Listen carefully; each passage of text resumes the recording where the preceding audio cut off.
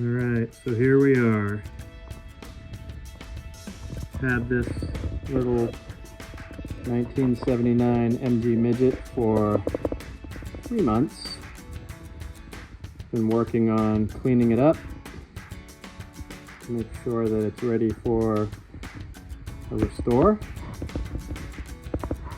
I have to admit, we don't really know what we're doing, but figure if we take it apart and we keep track of everything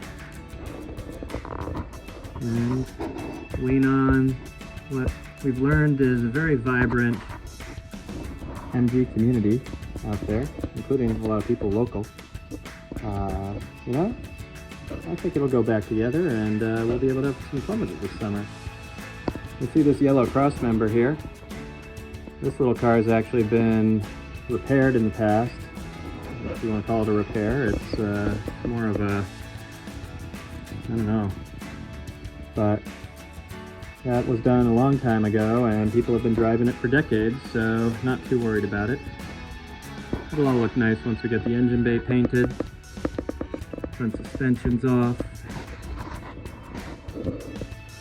Got the engine block painted too. We went with POR 15 MG maroon enamel, and came out real nice.